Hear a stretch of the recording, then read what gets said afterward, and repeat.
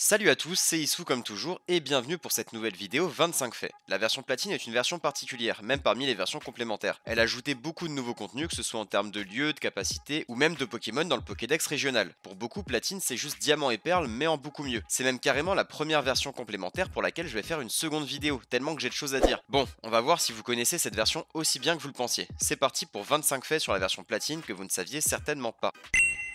On va commencer tranquillement en parlant de Pokédex. Comme on a pu le voir dans la vidéo précédente, le Pokédex régional des versions Diamant et Perle avait quelques lacunes, notamment en ce qui concerne la diversité des Pokémon de type feu. Et ben pour y remédier, la version platine a introduit un Pokédex régional flambant neuf, en ajoutant notamment tous les Pokémon de la 4ème génération qui étaient absents de celui de Diamant et Perle, ainsi que d'autres Pokémon des générations précédentes. Donc maintenant, si on veut avoir un Scorvol ou un Tropius, non je rigole, personne ne veut de Tropius, plus besoin d'attendre le Pokédex national. Bref, du coup, parmi tous les Pokémon ajoutés par le Pokédex régional de la version platine, tous les types sont représentés comme vous pouvez le voir. Tous? Non, car un type en particulier résiste encore et toujours aux mises à jour du Pokédex. En effet, le type poison est le seul type non représenté parmi les Pokémon ajoutés par le Pokédex régional de platine. Je veux dire, ça va ressembler à de l'acharnement, mais il y a même un random Tropius, mais pas de type poison. Alors que... Tropius quoi. Personne n'aime Tropius, c'est quand même l'un des Pokémon les plus inutiles de l'histoire. Si Pokémon était le cinéma, Tropius serait... l'étuche. Personne n'aime ça, à part quelques gens bizarres.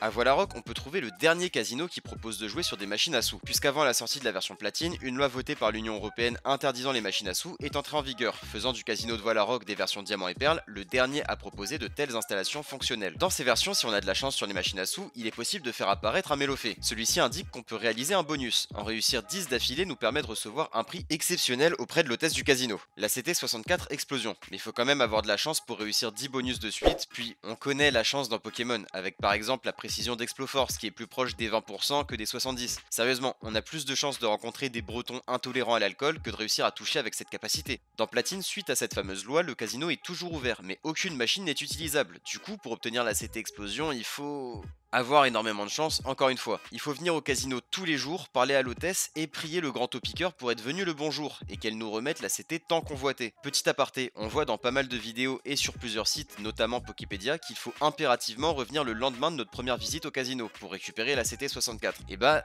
c'est du mytho, c'est bel et bien un jour au hasard. Putain, c'est la seconde fois que je corrige Poképédia dans mes vidéos. Ça va mal finir cette histoire. Qu'on soit bien d'accord, je n'ai aucune raison de mettre fin à mes jours. Donc si dans les prochains jours on me retrouve mort de façon suspecte, c'est soit eux, soit la mafia canadienne. À Sinnoh, le climat change. Dans les versions Diamant et Perle, l'aventure se déroulait pendant les beaux jours, comme en témoigne ce t-shirt et cette jupe. Mais les événements de la version platine se déroulent pendant l'hiver, ou du moins ce qui s'en rapproche, comme en témoignent ces écharpes, ces manteaux et... cette jupe d'hiver. Visiblement, elle avait surtout froid aux genoux puisqu'elle a remonté ses chaussettes. Bref, on peut aussi constater dans des zones comme la route 201 ou Bon-Augure la présence de neige qui n'était pas là avant. Concentrons-nous sur celle de Bon-Augure. Ce qu'on nous a pas dit, c'est que c'est pas de la neige ordinaire, c'est de la neige magique, puisque quand on marche dessus, ça va, on voit nos traces de pas, mais quand on passe dessus avec une bicyclette, il y a aucune trace. Putain, c'est ça que Danny aurait dû faire dans le labyrinthe pour semer son père. En tout cas, ça aurait été plus marrant. Mieux encore, au lac Vérité, aucune trace n'apparaît dans la neige, qu'on soit à pied, en vélo ou en Fiat 500. Mais s'il vous plaît, faites pas ça. On va maintenant parler de quelque chose qu'on n'est pas censé voir. À Célestia, la grand-mère de Cynthia nous offre la CS Surf. Une fois qu'on a vaincu Chimera, on peut l'utiliser hors combat pour se rendre à Joliberge. Mais si on décide d'emprunter la voie du mal et donc de tricher, si on utilise le glitch du passe-muraille pour traverser les murs et se rendre à Joliberge, on rencontrera sur la route 218 deux dresseurs faisant combattre leur Mélophée et leur Pikachu. Petit clin d'œil vers la mascotte de la licence et celle qui aurait dû l'être. Ces dresseurs ont pour fonction de bloquer le joueur et de l'empêcher d'atteindre Joliberge avant d'avoir vaincu Chimera. Mais c'est pas un peu con ? Parce que si on peut traverser les murs pour atteindre cette zone, qu'est-ce qui nous empêche de traverser les dresseurs ou même les arbres à côté pour atteindre Joliberge? C'est comme si un gars laissait sa place dans le bus à un mec en fauteuil roulant. Ça sert à rien. Après, c'est assez rare. Les gens en fauteuil roulant, ça court pas les rues. Quand on part de Voilarock et qu'on va à l'ouest, on arrive sur la route 215, une route bien relou parce qu'il pleut tout le temps. Mais contrairement à la Bretagne, cette route n'est pas dénuée de sens. D'ailleurs, si un soir de pluie vous êtes abordé dans une cabine téléphonique par un homme qui porte un parapluie violet, j'espère que vous savez ce qu'il faut faire. En tout cas, je vous le recommande vivement. Bref, on peut assister à un curieux glitch lorsqu'on passe la porte qui sert de transition entre Voilarock et la route 215. Si dans cette porte on monte sur notre vélo et qu'ensuite on va sur la route 215, alors on va entendre la pluie pendant 1 ou 2 secondes pendant l'écran noir. Puis elle s'arrêtera pour laisser place au thème de la route 215 lorsque la route apparaîtra. Ouvrir le sac ou entrer dans un combat annulera ce glitch et permettra à la pluie de se faire entendre par-dessus le thème de la route comme d'habitude. À Sinnoh, tous les champions d'arène se tiennent sur une sorte de socle d'une couleur qui rappelle celle de leur type. Tous? Non, car un champion résiste Merde, j'ai déjà fait cette blague. Ça m'embête un peu. Bon, au pire ce qu'on fait, c'est qu'à ce moment-là de la vidéo, vous imaginez votre propre blague. Mais pas une blague incroyable non plus, sinon le reste de la vidéo sera un peu fade. Imaginez une blague moyenne. Et si elle est vraiment drôle, je veux la connaître. Bon voilà, maintenant que vous avez bien rigolé, on peut reprendre. Chimera dans la version platine est le seul champion d'arène de Sinnoh qui ne se tient pas sur une zone de la couleur de son type de prédilection, puisque sa base est marron dans cette version. J'avoue que je comprends pas trop ce choix, c'est un peu bizarre. Ou alors il y a une logique. Le type spectre, c'est les fantômes, et quand tu vois un fantôme, bah tu te chies dessus. Et du coup, c'est marron. Enfin, je vous le souhaite. À Verchamp, on peut prendre une photo hilarante en se tenant derrière le panneau Cradopo et en passant notre tête dans le trou. Ouah, je déteste tellement les gens qui font ça dans la rue. Ah oui, aussi évitez de faire ça dans les toilettes publiques. Juste un conseil. Bref, dans la version platine, on a le droit à un petit cadeau, un événement qui se produit de façon totalement aléatoire. En faisant passer notre tête par le trou, on a de toutes petites chances qu'un Cradopo apparaisse par le sud, qu'il pousse un cri et qu'il aille dans le grand marais. Voilà, c'est absolument inutile, mais c'est cool. En plus, Cradopo est la mascotte de Verchamp.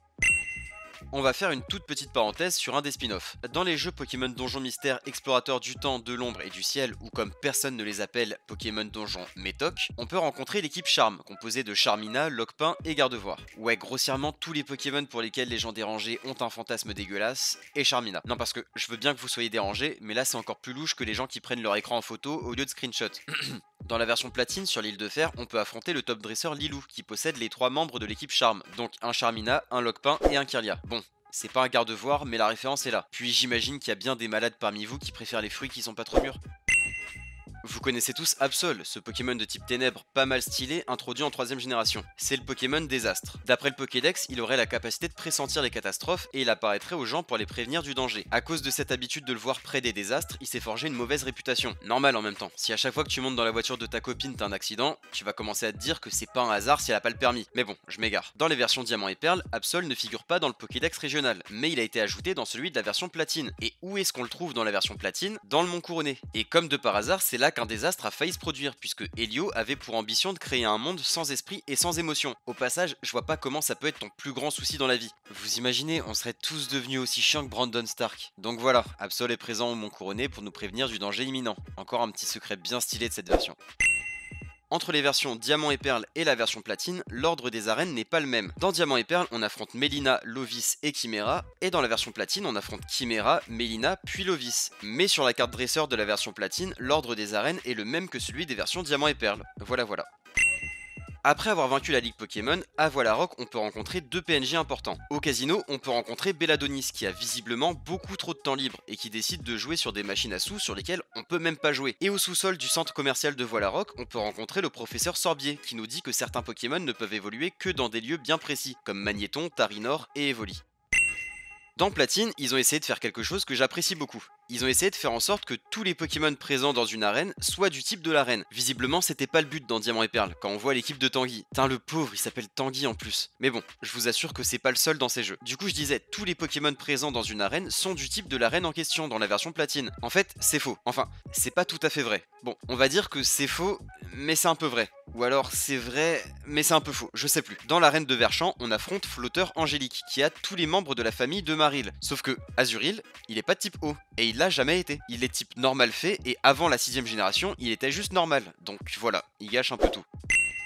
Pendant les événements du Mont Couronné, on est amené à découvrir le monde Distorsion, un monde magnifique où l'on peut marcher au plafond, où les cascades s'écoulent à l'envers et où les Canadiens n'ont pas d'accent marin. Au bout d'un moment, on y rencontre Giratina. Lorsqu'on le rencontre dans le monde Distorsion, il est écrit « Le Pokémon du monde Distorsion Giratina apparaît ». Dans la version platine et peut-être même en 4ème génération, j'ai pas tout vérifié mais dans Diamant, Perle et Platine c'est sûr, c'est le seul Pokémon sauvage pour lequel il n'est pas écrit un je sais pas quoi sauvage apparaît. Bon, je sens qu'il y a des cons parmi vous qui vont me dire qu'ils ont pas compris, donc je vais donner un exemple. Quand vous rencontrer un Chenipan, il y a bien écrit un Chenipan sauvage apparaît. Et bien, Giratina dans le monde Distorsion est le seul Pokémon pour lequel il n'y a pas écrit ça. Une fois qu'on a vaincu la Ligue Pokémon, on peut affronter Dialga et Palkia au Mont Couronné. Pour ça, il faut aller à Celestia et parler à la grand-mère de Cynthia dans la grande maison au nord. Là, elle va nous dire que Dialga est lié à l'orbe Adamant et Palkia à l'orbe Perlé. No shit Sherlock, c'est vraiment chiant les vieux. Ensuite, on va au Mont Couronné et on récupère les orbes derrière la cascade. Il y a même un objet caché dans le rocher. Et enfin, on va aux colonnes lance pour y affronter Dialga et Palkia. Sauf que si on a les 2 orbes en notre possession, on affrontera toujours Dialga en premier. Le seul moyen d'affronter Palkia avant Dialga est de ne pas récupérer l'orbe Adamant et d'aller aux colonnes lance pour combattre Palkia. Bon, je vois pas dans quel monde ce serait pertinent de faire ça, mais maintenant vous savez. on a déjà vu que dans le monde Distorsion, on affrontait Giratina, mais admettons qu'on ait croisé un magnifique racaillou plus tôt dans notre aventure, et ne voulant pas laisser passer une occasion pareille, on a utilisé notre Master Ball, et qu'on n'a plus de Pokéball pour Giratina. Rigolez pas, ça peut arriver, surtout si notre connard de petit frère est passé par là. Eh bien, pas de panique, parce que si on manque la capture de Giratina dans le monde Distorsion, on a toujours une seconde chance de l'attraper, dans la grotte retour et toujours au niveau 47. C'est la première fois qu'un Pokémon légendaire nous offre une seconde chance pour le capturer. Dans les données internes du jeu, on peut trouver plein de choses évidemment, mais on va surtout s'attarder sur les cartes inutilisées. Par exemple, on trouve 9 cartes du monde Distorsion inutilisées. Ouais, à la base, il devait visiblement être bien plus grand. L'angle de vue est fixe contrairement au reste du monde Distorsion, on marche dans le vide, il y a des murs invisibles, on passe à travers le sol, et il y a ça. Ça doit être le suppositoire de Giratina, mais je vois pas ce qu'il faut ici. Après, il y a beaucoup de maps inutilisées, comme des étages de bâtiments à Félicité ou à Charbourg, mais rien de très intéressant. Par contre, les ruines de Bonville ont 7 salles qui n'ont jamais vu le jour dans les versions finales. Des salles basiques et d'autres assez étranges. On trouve une autre maison cachée à Rivamar, en plus de celle que je vous ai présentée dans la vidéo sur les versions Diamant et Perle, une boutique Pokémon dans l'aire de repos dont l'entrée donne pourtant sur Bon Augure, cherchez pas la logique, et 9 salles inutilisées pour l'arène d'Union Police. Ça fait beaucoup de brouillon. En plus des maps, on peut trouver une image inutilisée de l'animation d'apparition de Shaymin forme terrestre et de Giratina forme alternative. Et en bonus, on a un sprite de Giratina forme originelle jamais utilisé. Ouais, il était moche. Enfin, on a aussi des sprites inutilisés des objets qui servent à transformer Motisma. Grossièrement, ils étaient gris. Le conseil 4 Aaron de la version platine est le seul dresseur des versions diamant, perle et platine dont le sprite apparaît à l'écran depuis le haut. Visiblement, il voulait pas faire comme les autres, comme si être vêtu seulement d'une chasuble suffisait pas. En 4ème génération, c'est le seul dresseur à avoir une animation d'entrée spéciale avec Koga. En même temps, Koga il se la pète vachement, mais il revient jamais sur sa parole. C'est ça pour lui, être un ninja. Comme toutes les autres versions, Pokémon Platine a sa propre introduction. Dans celle-ci, on survole la forêt Vestigion. On voit qu'ils ont rajouté des ombres au sol, c'est très joli, mais il y a un souci. La pierre moussue n'apparaît pas dans l'intro, et les dresseurs de la forêt Vestigion sont aussi absents. Bon, on peut se dire qu'ils sont basés sur une version de la forêt Vestigion sans objet et sans dresseur. Ça fait flipper, mais ça va. Mais du coup, il y a une autre erreur. Sur la route 204, il manque la fillette Rachel, qui se trouve juste ici. Après, elle était peut-être partie chercher Ross. Putain, encore une rêve de vieux, faut vraiment que j'arrête, je vais perdre mon public. Désolé, Fortnite, TikTok, Kwakubé. Super, je passe encore plus pour un vieux maintenant. Sur la route 214, on peut rencontrer un tricheur, le croupier Félix. En plus d'avoir un prénom de chat qui fait des conneries, il possède un poissirène niveau 30 avec l'attaque Empalcorn. Rien que ça. J'imagine le gars qui fait platine pour la première fois en Nuzlocke et qui tombe sur un random poissirène niveau 30 avec Empalcorn. Parce que je précise, poissirène peut effectivement apprendre cette attaque, mais en 4ème génération, c'est pas avant le niveau 41. Donc voilà, c'est un peu de la triche quand même. Dans les versions japonaises de la version platine, il est possible d'affronter le boss final de Pokémon, le dresseur le plus puissant, tout jeu confondu. Tellement puissant que vous préférerez affronter une team composée de 6 écrémeutes blanches. Tellement puissant que quoi que vous fassiez, vous serez obligé de perdre. Je parle bien sûr du top dresseur Gaël sur la route 225. Bon, en japonais, j'imagine qu'elle s'appelle autrement. Et pourtant, son équipe paraît assez quelconque, genre l'énergie est trop puce, ça va. Sauf que non, ça va pas. Une fois vaincue, elle vous provoquera en duel indéfiniment. Vous serez alors plongé dans une boucle temporelle, incapable de vous en échapper. Le cauchemar des joueurs de Nuzlocke. Et le pire dans tout ça, c'est que le jeu considérera les prochaines rencontres comme des combats via le Cherche VS, donc son équipe sera de plus en plus puissante jusqu'à atteindre sa limite. Mais vous, vos PP viendront à manquer, et votre seul moyen de mettre fin à vos souffrances sera d'accepter la défaite. Bon, une fois qu'on l'a déjà affronté, le bug ne se produira plus, c'est déjà ça. Mais au moins maintenant, quand les gens débattront sur le combat le plus difficile de Pokémon en évoquant Cynthia ou encore le rival sur la route 110 dans Ruby, Saphir et Emeraude, vous pourrez rire de leur insouciance, car vous avez connu l'enfer, et vous l'avez regardé droit dans les yeux. Un des gros problèmes des versions Diamant et Perle est que ces jeux sont lents. Les écrans sont lents à charger, le personnage est lent à se déplacer, les points de vie sont lents à baisser. Sérieusement, regardez ces PV qui descendent. J'ai eu le temps d'apprendre le mandarin, d'oublier le mandarin, de trouver une game sur Halo Reach et même de regarder tous les épisodes de Stargate, et je parle bien des 10 saisons plus 2 plus 5, et sa barre de vie n'est toujours pas à 0. Pour la version platine, les développeurs ont décidé d'augmenter notre vitesse de déplacement sur l'eau. Ça augmente pas la vitesse de diminution des points de vie, mais c'est déjà ça. On va juste littéralement 2 fois plus vite que dans les versions Diamant et Perle. Et franchement, heureusement, parce que naviguer avec un camion benne, c'est moyen. À Voilà-Rock, à l'ouest du casino, juste à côté du mur d'escalade, il y a un PNJ qui nous parle en anglais. Dans les versions anglophones, il parle en français, certainement parce qu'il aime la baguette au fromage. Et dans toutes les autres versions, y compris en japonais, il parle également en anglais. Après, il y a rien de palpitant dans son dialogue, il nous demande juste si on aime Pokémon. Genre, évidemment, autrement pourquoi on y jouerait. C'est aussi chelou que les gens qui me détestent mais qui regardent quand même mes vidéos pour critiquer. Les gars, si vous n'aimez pas ce que je fais et que ça vous fait pas rire, vous forcez pas, tout le monde peut se tromper. Même si la meilleure façon de pas se tromper, c'est d'être de mon avis. Vous êtes-vous déjà demandé quel était l'objet le moins cher de tous les jeux de la série principale? Non? Bah j'ai quand même répondu à la question. Alors je parle bien de Pokédollars, puisqu'avec les générations, d'autres sortes de monnaies sont apparues, comme les PL ou les Watts. Et du coup, sans compter l'amour propre d'un chroniqueur chez Hanouna, l'objet le moins cher se trouve dans la version platine. Au sous-sol du centre commercial de Voilarock, il est possible d'acheter des baies. Celles-ci ne coûtent que 20 Pokédollars. Bon, vous imaginez bien qu'à ce prix-là, ça va être des baies Eco Plus. On va trouver les baies Figgy, Wiki, Mago, Gowave et Oyes à Papaya. Non, juste Papaya. Ces baies restaurent un huitième des PV du Pokémon si sa barre de vie passe sous les 50%. Mais elles rendent confus le Pokémon qui la mange si celui-ci est d'une nature qui n'aime pas le goût de la baie. Donc déjà que ça rend quasiment pas de PV, en plus vous avez 16% de chance d'être confus. Bon, sauf si vous n'êtes pas con et que vous donnez la bonne baie au bon Pokémon, mais ça vaut quand même pas le coup. C'est un peu comme si à Noël on vous offrait des places de concert pour voir Vianney et qu'en plus on vous mettait un point dans la gueule. Ça vaut vraiment pas le coup.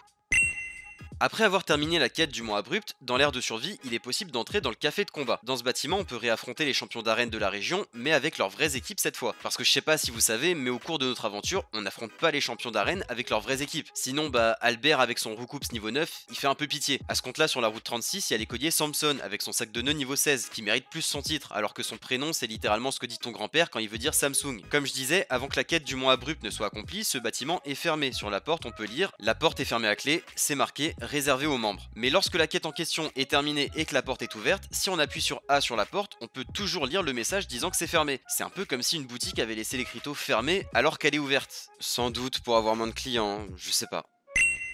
Et enfin, un petit glitch. Je préviens, il est assez relou à mettre en place. Il n'apparaît que lors d'un combat double contre des Pokémon sauvages, donc c'est possible uniquement lors des passages avec les 5 dresseurs partenaires, donc ceux avec lesquels on peut faire équipe dans le café de combat. Ensuite, il faut que le Pokémon sauvage de gauche ait un talent de piège, comme piège tout simplement. Ouais, ils sont pas allés le chercher loin. Heureusement qu'ils ont pas appelé un Pokémon Pokémon. Donc on a piège qui s'appelle maintenant piège sable, marque ombre et manier piège si on a un Pokémon de type acier. Du coup si on essaie de fuir et que le Pokémon de gauche possède un de ses talents, le jeu dira que la fuite est impossible à cause du Pokémon de droite, et ce même si ce Pokémon n'a pas de talent de piège. Encore mieux si le Pokémon de droite est KO, ça nous dira que le mauvais œuf sauvage nous empêche de fuir à cause de son talent. Et ça c'est chelou. Alors bien sûr sans randomiser la partie ou tricher, on trouve aucun Pokémon sauvage avec un de ses talents dans les lieux concernés, et aucun Pokémon pouvant apprendre la capacité échange qui permet d'échanger son talent avec l'adversaire ne possède un de ses talents non plus. Du coup, si vous voulez effectuer ce glitch, il faut d'abord passer par un autre glitch beaucoup plus complexe. Grossièrement, il faut utiliser le glitch de frénésie, qui est propre à la 4ème génération et qui s'effectue en utilisant frénésie après avoir utilisé morphing. Ce glitch a pour effet de garder le moveset obtenu via morphing et ce même en dehors du combat. Mais bon, ce glitch concerne toute la génération et pas seulement la version platine, donc je vais pas rentrer dans les détails. Dites-le moi si vous voudriez que je fasse des vidéos centrées uniquement sur les glitches par génération. Ouah, cette technique de ouf pour inciter à commenter, le génie quoi.